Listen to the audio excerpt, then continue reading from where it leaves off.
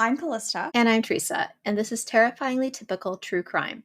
We're continuing our theme on when celebrity fandom turns to murder, and today we're talking about football, or if you're American like us, soccer. And someone who wasn't killed by a fan, but who was killed because of their performance in a game. We're diving into Colombia in the 90s when narco-soccer dominated and the curtains were drawn on the era of Pablo Escobar.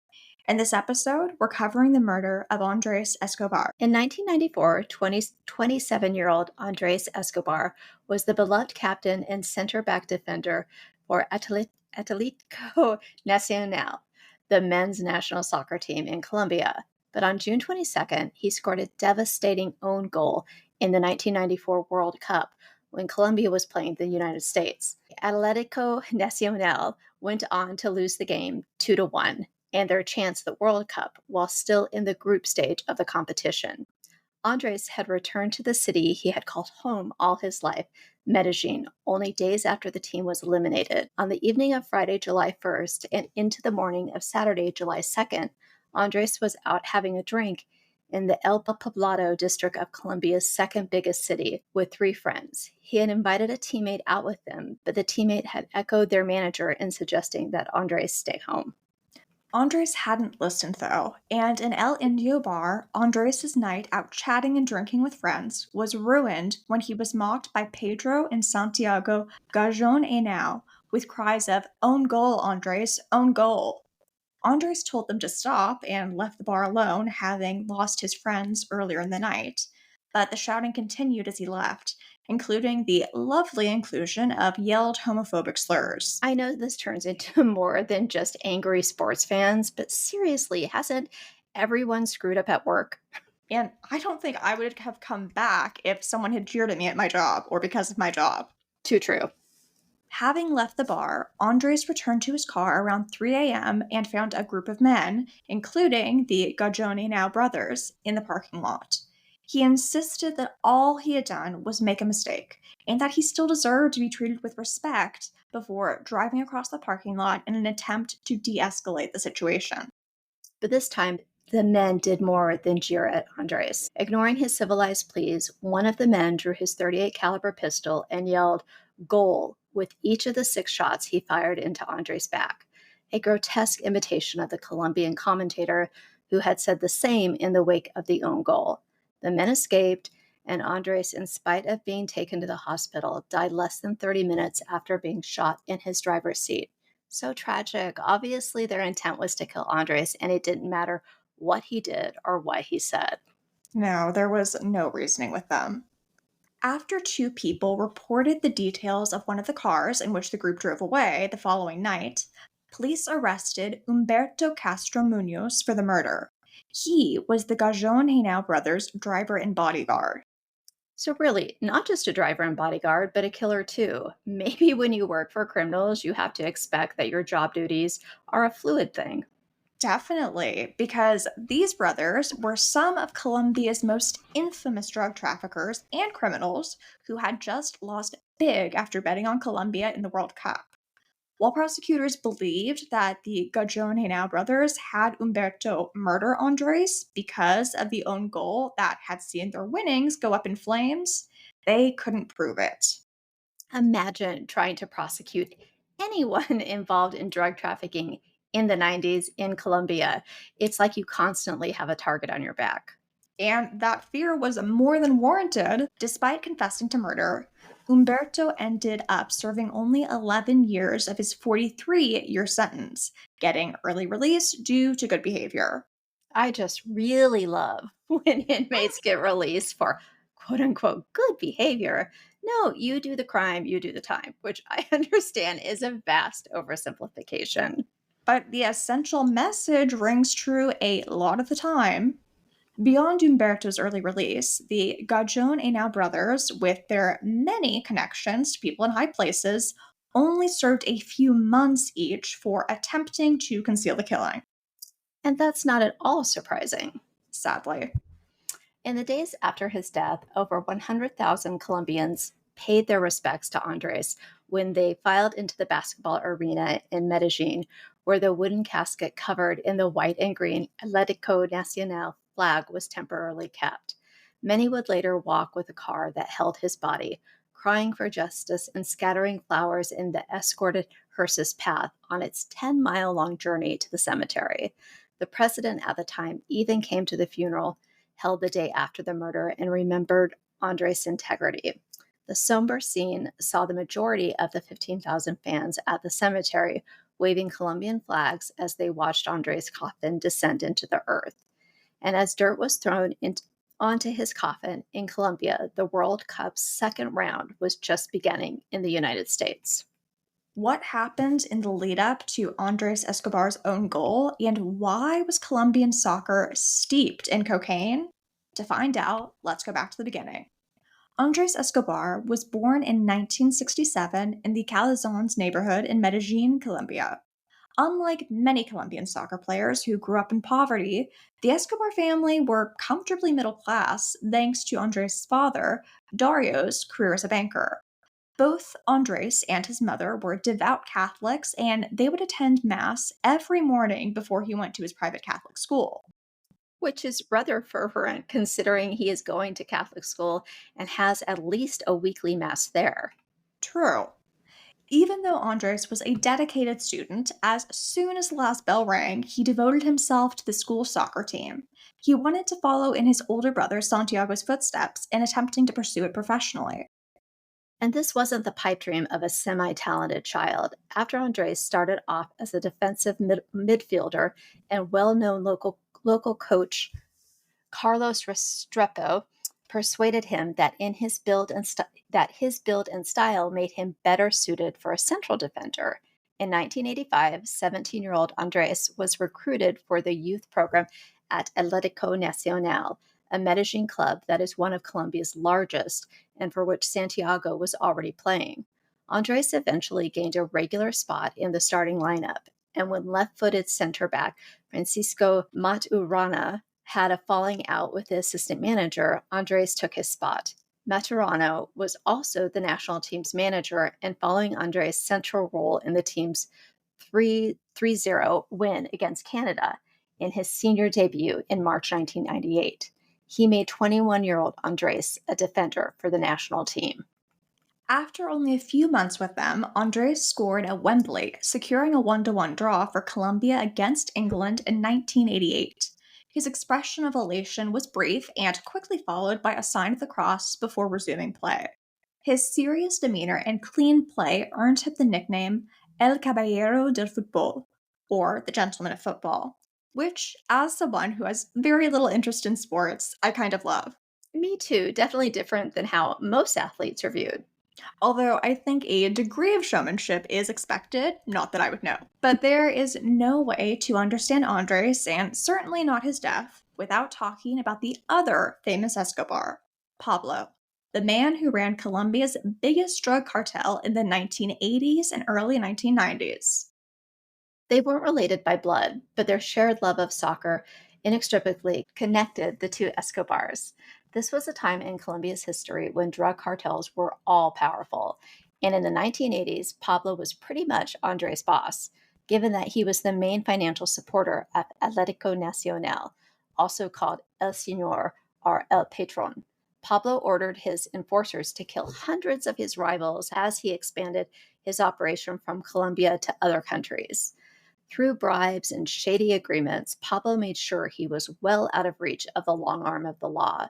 During one stage of his career, he was earning millions of dollars every day, making him one of the richest people in the world. And that's 1980s money. Which went a hell of a lot farther pre recession. And Pablo wasn't the only drug lord with a deep rooted interest in Colombia's most popular sport. Because not only did these drug kingpins love the game, they also loved using it for money laundering. While Pablo worked with mafia members to use the sales from Atlético Nacional's soccer games to launder millions of dollars, an operation accomplished by lying about the team's transactions and earnings to line their pockets and make their illicit money seem legitimate, other Colombian cartel members became involved with different teams. I mean, you got to diversify. Yeah, way to make your money work for you. The competition between these different drug kingpins, as each tried to launder the most money through their chosen teams, created narco-soccer. Pablo's major competitors were those from Colombia's other two biggest cities, the Rodriguez Orihuela brothers, who led the Cali cartel and were affiliated with America de Cali Club, and Gonzalo Gacha, or El Mexicano, who owned Bogota's Millonarios Football Club. Millonarios FC had been the only club worth following in Colombia's Categoria Primera A until America de Cali, Atlético Nacional, and Deportivo Cali gained steam in the 1970s. But as the 70s came to a close, America de Cali and Atlético Nacional were dominating as they won championship after championship, partly because of their connection to the cartels. By the early 80s, Colombia was reportedly responsible for 70% of the global supply of cocaine. Cash from the cartels flooded the sport as each drug lord attempted to ensure their team's athletic superiority. The cartel members didn't shy away from securing a win for the team in any way they could, such as by orchestrating distractions among the fans or fights among the players. For example, in 1989, Medellin was favored over America de Cali in the national tournament, and Pablo thought that the referee had intentionally secured a victory for America de Cali. So he had him shot to death in the parking lot of the stadium, which resulted in the rest of the season being canceled by the Colombian Soccer Federation. Such a crazy freaking time. The country wasn't governed by the government, but instead by the cartels. Power consolidated by the rich, that never happens. In spite and because of the cartel's involvement, Colombia became a soccer giant in the 1980s, and Andres became one of the decade's soccer stars, along with midfielder Carlos Valdemera, who was known for his technical skills and mane of long, curly blonde hair. And we aren't kidding about that. Google him. That is some hair. Yeah, I feel like Carlos Valderrama really epitomized that curls were very in the 80s. Very true. And goalkeeper Rene Higuita, whose dramatic flair even saw him occasionally scoring goals. In the midst of Colombia's cocaine boom, the cartels would make it known that they were responsible for the superior coaches, facilities, stadiums, and salaries to win over the locals, watching them give back. These improvements also incentivized soccer players to remain in Colombia, which contributed to Andres and Atlético Nacional beating Paraguay's Olimpia on May 31st, 1989, in the Copa Libertadores, the championship for all of the South American soccer clubs. This was the first time Colombia had ever won the Copa Libertadores, and Andres had been the one to score the team's first penalty kick. The cartel's contributions also drew in promising talent from other countries. In exchange, the players were expected to hang out with their corrupt financial backers. I mean, of course they were. hmm While the war between the rival cartels and the government raged, a time characterized by street shootings, exploding homicide rates, and political assassinations, some of Colombia's best players would travel to Pablo Escobar's ranch, such as after the Copa Libertadores win, or put on private games for those in charge of the Medellin cartel. Because what other options did they really have? I mean, you either play the game or you're off the field. Yeah, exactly. And Andres hated it. He wanted soccer to be a way out of the violence, not for his team to be Pablo Escobar's plaything. Pablo wasn't able to buy Andres. He was the gentleman of football, after all. Andres even left Colombia to play for the Young Boys, a Swiss club in Bern, and persuaded his brother Santiago to come with him. They lived in Bern for 6 months, and Santiago remembers it as a time, quote, that marked me, and today I remember it with a mixture of joy and sadness, end quote. But Andres didn't feel at home in Switzerland and went back to Colombia. After winning the 1991 top flight, he was back with Atletico Nacional as they vied for the Copa America the same year.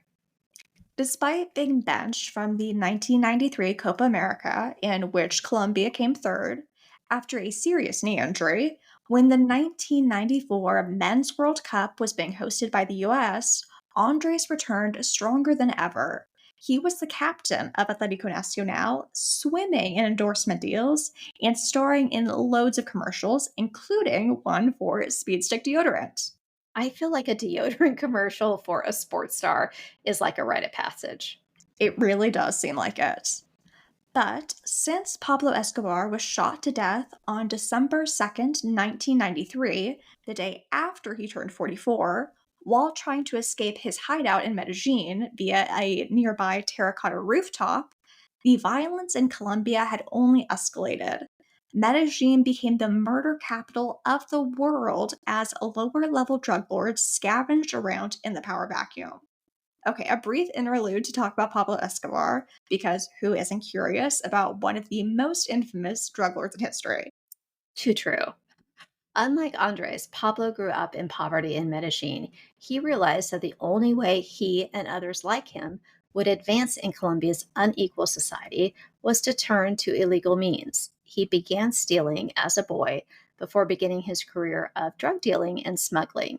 He had used his newfound riches to build soccer fields to offer children living in poverty the opportunity to not only escape their daily hardship through tournaments, but also the chance to have a career in professional sports. One of the fields he funded included one in his own childhood neighborhood. Despite this, Pablo managed to hide how he was making a living from his family. Although you have to think they may have been prepared to not look too closely at his ill gotten gains. I know I wouldn't. I mean, especially when they were well aware of his very limited options. Yeah. These investments were how Pablo got to know players, such as some of those in Atlético Nacional from an early age. Because of their close relationship with the players, Pablo and his competitors would invite them to their homes and personally choose who made the teams they were betting big on. And right before the 1990s began, the United States Drug Enforcement Administration finally connected soccer to Colombia's cocaine empire. After Len Bias of NBA fame died of a cocaine overdose in 1986. He was only 22 and had been drafted to the Boston Celtics 2 days before his death. I didn't realize he was that young. Yeah, After this, average US citizens became much more interested in the Colombian cartels. that and probably watching Miami Vice. Good point.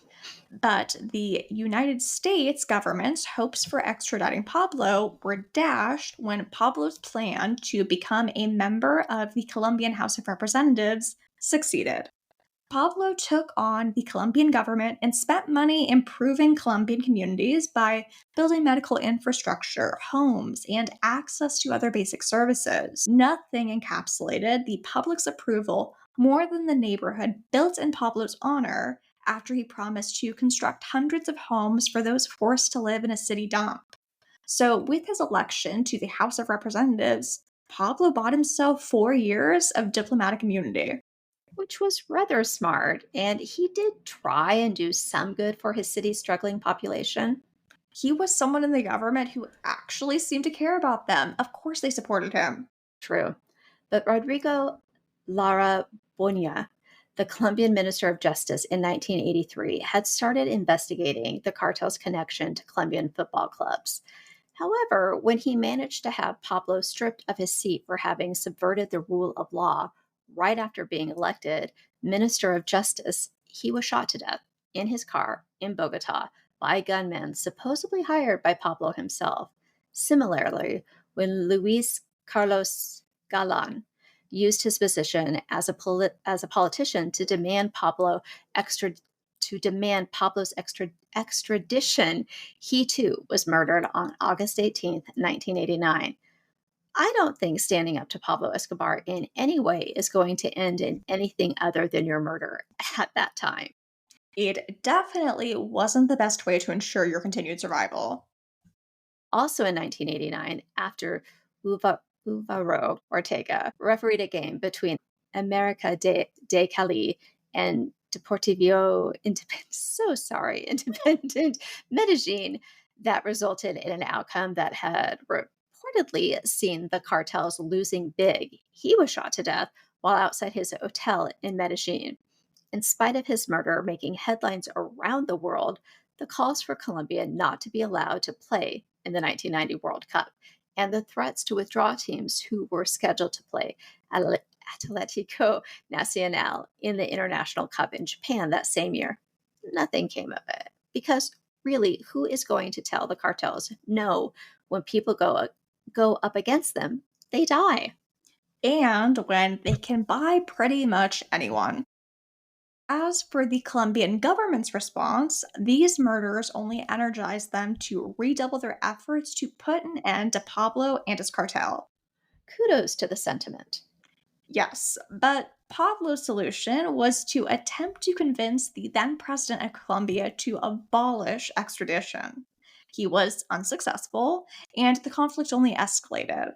Pablo's associates bombed government offices, and fights in the street broke out between the two opposing sides that led to violence all over the country. Pablo reportedly ordered the deaths of 500 police officers.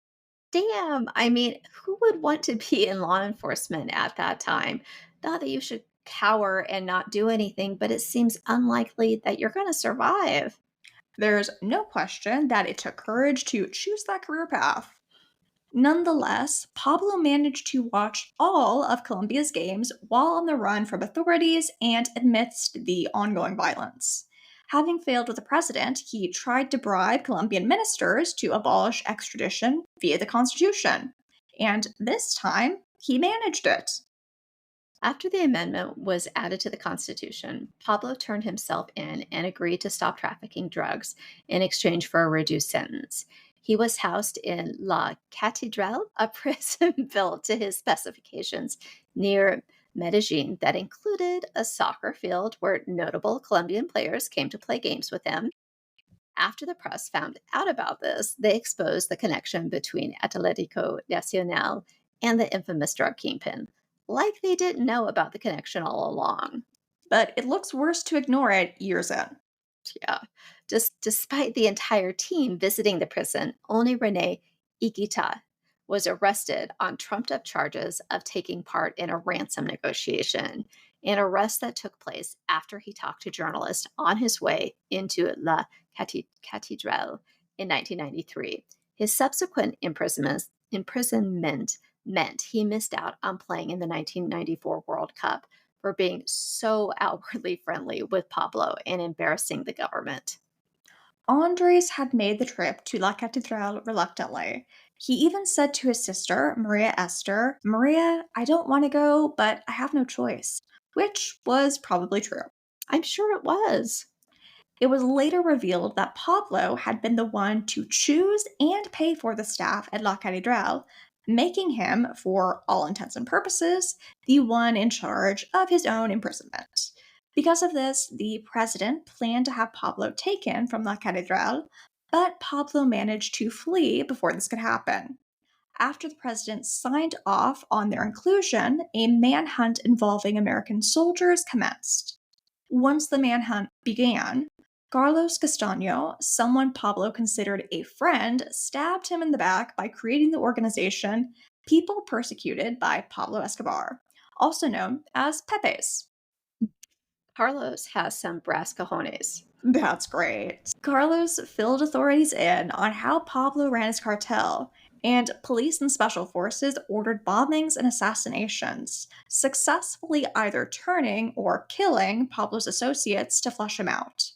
Finally, they told Pablo he could either turn himself in or he could be the reason his entire family ended up dead. The Pepes were made up of members of parliamentary groups, special forces from the US and Colombia, the Cali cartel, and Pablo's own cartel, who were forced to help kill Pablo or risk being killed themselves. Even though it was rumored that Pablo killed himself as the walls were closing in around him, it is largely believed that the Pepes led the police to him and that authorities were the ones to kill him. After he was shot on December 2nd, 1993, those living in poverty in Colombia grieved their hero's death, and the high levels of crime only continued to skyrocket as those who had previously worked under Pablo all vied for this now vacant position, free to do whatever they wanted, which included kidnapping the infant son of Chonto Herrera, one of Atletico's Nacional's players. Fortunately, the child survived and was brought back to his family.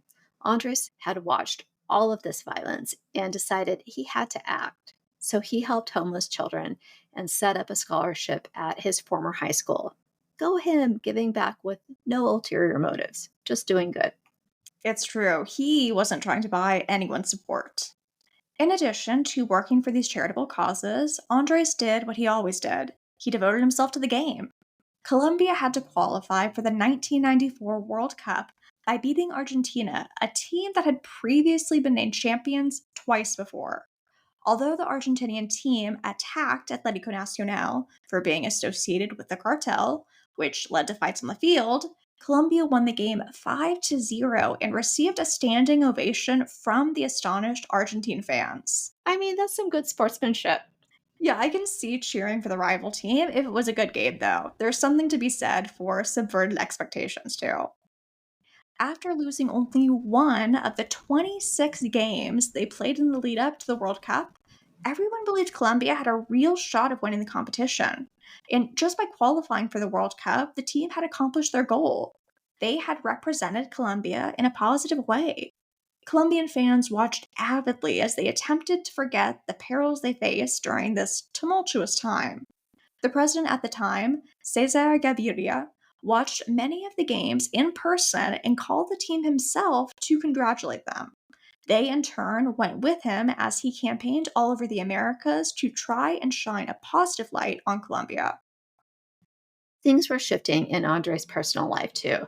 After Andres was almost killed when a bomb went off in the street, he finally proposed to his girlfriend, dentist Pamela Cascardo, and decided to take AC Milan up on their offer to join the team.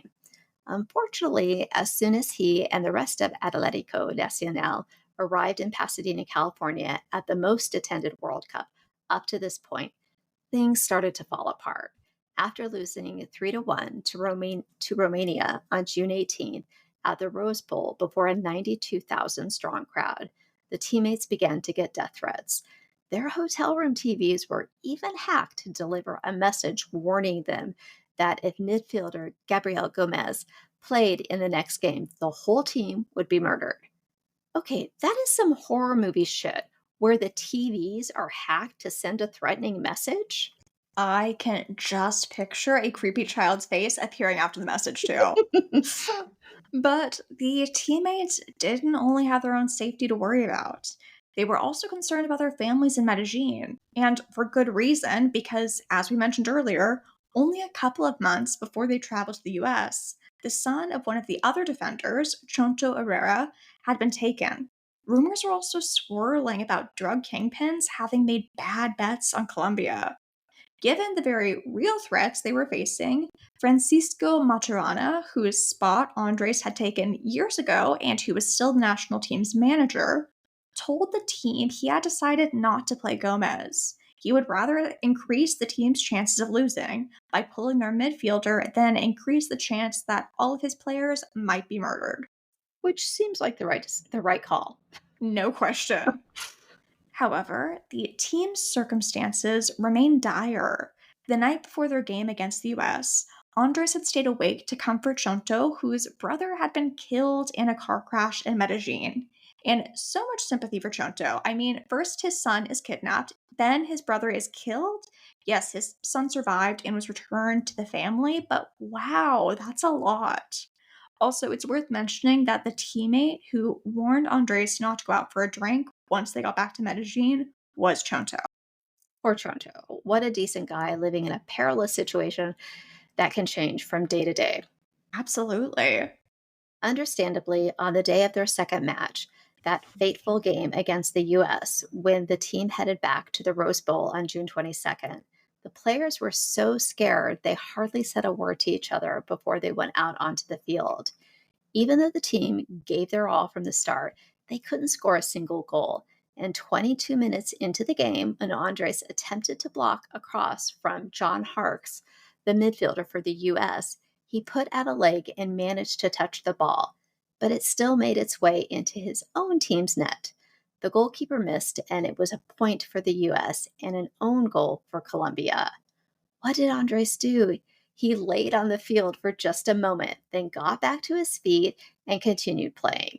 It was his first and only own goal, but the US scored once more in the second half of the game, and Colombia lost 2-1, just after their only goal was scored right before the game ended.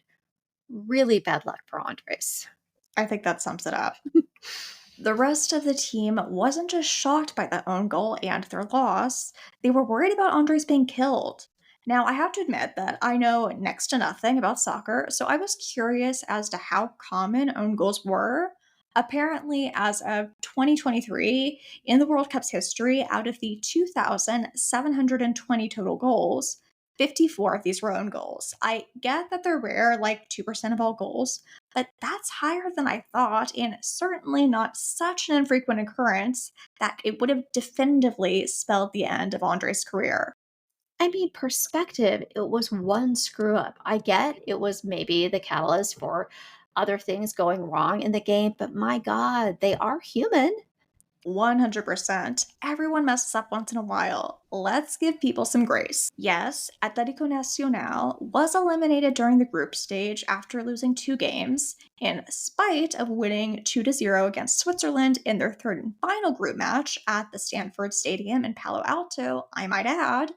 But Andre still had years of play in front of him, years of games that would render this game not inconsequential, but perhaps not the one for which he would be remembered. Yet, this was the game to which he is forever linked because it was the one that led to his murder. Which is really sad. Tragic, really. But to Andres, the World Cup defeat, as much sleep as he was losing over it, was not the defining moment of his life. He was about to be married, had accepted a contract from AC Milan, and was getting ready to move to Italy to continue his career there. One other thing about Andres and his fiancée. Andres, who was still a devout Catholic as an adult, would read a few pages of the Bible every day. And in his Bible, he used 2 bookmarks. One was a photo of his mom, who had died at the age of 52 from cancer, and whose death only pushed Andres harder to pursue his soccer playing dreams. And the other was a photo of his fiancée. He was such a good guy. That's what I keep coming back to. He was just decent. In the wake of their elimination, Andres could have taken up the offer from a major Colombian radio station to go to Dallas and commentate for them until the end of the World Cup. Or he could have gone to Miami to visit his brother's family. But Andres was done. What he had come to the US to do, and now he wanted to go home, saying to his sister Mary Esther, "I want to go to Colombia and show my face." He wanted to go home in spite of the death threats the team continued to receive. His teammates, for their part, attempted to console Andres and push him to think about something besides the game. But Andres knew his fans were as disappointed as he was, and that many of them placed the blame solely on him. So he penned a column for El Tiempo, a Colombian newspaper, in which he pleaded for respect and expressed his gratitude for having gotten the opportunity to play in the World Cup. He wrote, quote, "We have to go on. Life cannot end here. No matter how difficult, we must stand back up. We only have 2 options: either allow anger to paralyze us and the violence continues, or we overcome and try our best to help others. It's our choice. Let us please maintain respect. My warmest regards to everyone. It's been a most amazing and rare experience. We'll see each other again soon because life does not end here." End quote. Imagine feeling like you owe the fans an explanation and then pleading for respect because you know the environment you are living in. As you said last time, celebrities are people who don't owe us anything.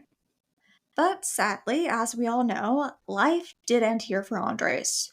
Humberto Castro Munoz and the Gajon Henao brothers made sure of that. Yet, for the rest of the world, life did go on because the story dominating the second round of the World Cup was that Diego Maradona, the Argentinian national team's attacking midfielder, was pulled from the championship after 2 games when a drug test in Dallas found that his urine had tested positive for ephedrine.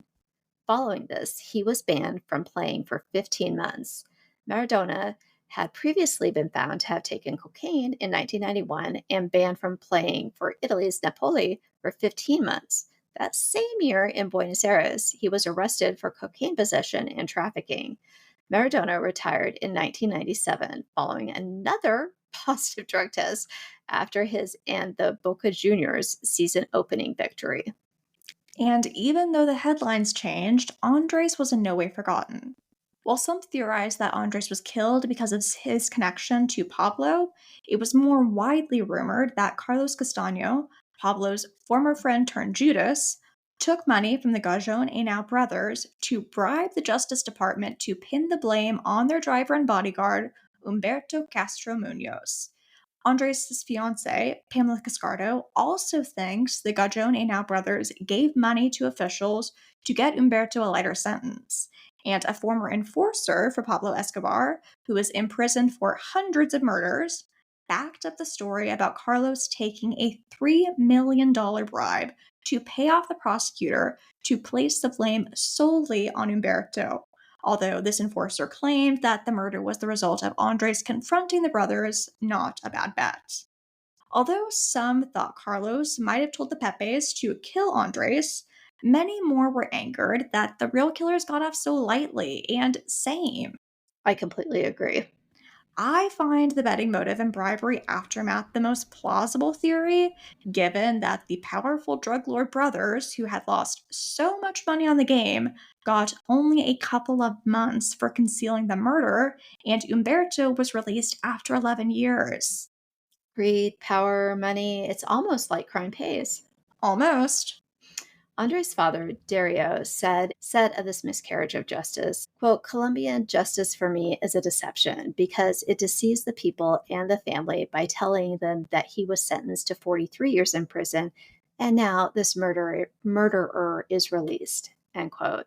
Still, those closest to Andres did the best to remember who he was in his life, echoing Pamela, who said of Andres, he taught me that one should not give what is left over, but rather what comes from the heart, something that is valued and not easy to give away. One of his friends with whom he had went to the bar on the night of his murder, Juan Jairo Galeano, recalled, I met Andres when I was 16 years old and he was 12. And from that first meeting, I knew he had something special. He was respectful, sincere, and generous. He liked, for example, to do charity work in parishes without everybody noticing.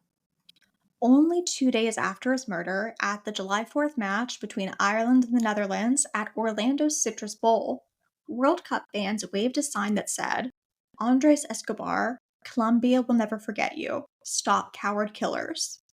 Many stopped going to soccer games after the man who had wanted soccer to be a way to break free from the vicious cycle of violence was murdered, and several players quit, either worried for their own lives or too saddened to continue their careers in the wake of Andres' death. It wasn't until 2014 that Colombia qualified for the World Cup for the first time since the 90s, and even though they were eliminated by Brazil, thousands of Colombian fans proudly welcomed them home upon their return. His family, though, will never escape their grief. As authorities investigated the death threats received by Colombian midfielder Carlos Sanchez after the team lost to Japan during the 2018 World Cup, a game in which he was shown a red card for blocking just after the match began. Andres Escobar's brother Santiago said, as a brother who has gone through this, I wouldn't want anyone to go through that. Carlos must be feeling both sad for the mistake he made and very afraid, and his family too. The fact that people are still allowed to say these things on social network sites, even threaten him with death, shows me that nothing good came out of Andre's death. Nothing was learned. Santiago, who also used to play as a defensive midfielder, went on to become a Colombian soccer manager who's currently with the Ecuadorian team Orense. But that wasn't the end of Andres' story. In 2018, 24 years after Andres was murdered, Colombian police arrested drug kingpin Santiago Gajon Henao.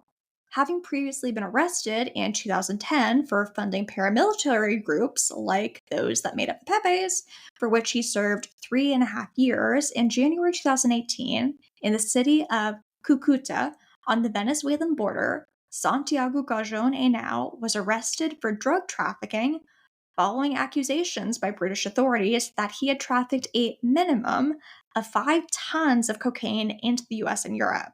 His criminal activity spanned decades because in the 1990s, he and his brother Pedro had worked with paramilitary members to expand their drug and gambling operation by taking down Pablo Escobar.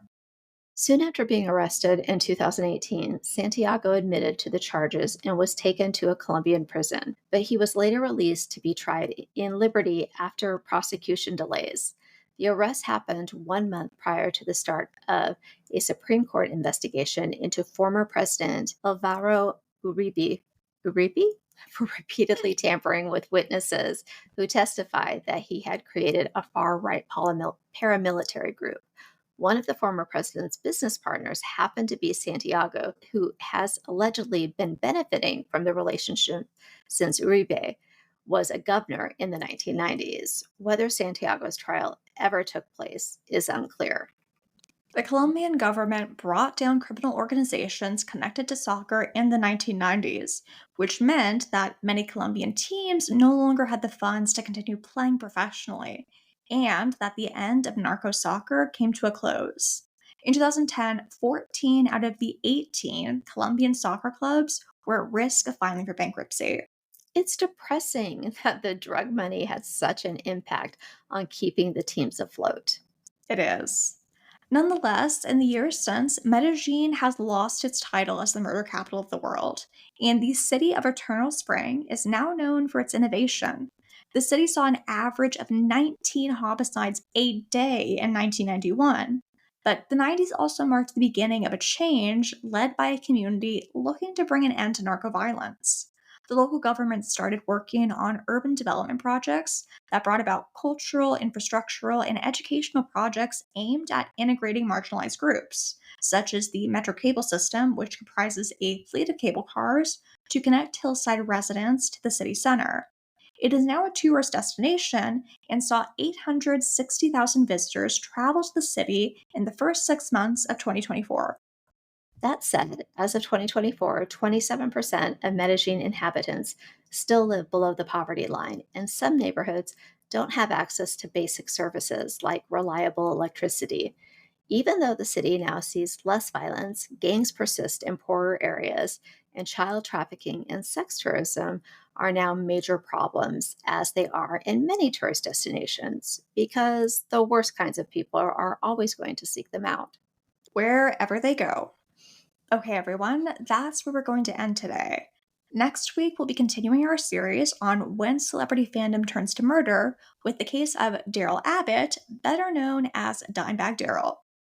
All the sources we use for this episode are in the show notes below. If you'd like to suggest a case or theme for us to discuss, feel free to email us at terrifyinglytypicalpodcast@gmail.com. You can also follow us at Terrifyingly Typical Podcast on Instagram and at Terrifyingly Typical Pod on TikTok. Leave us a comment below to let us know what you thought of the case. We'd love to hear your opinions. See you next week.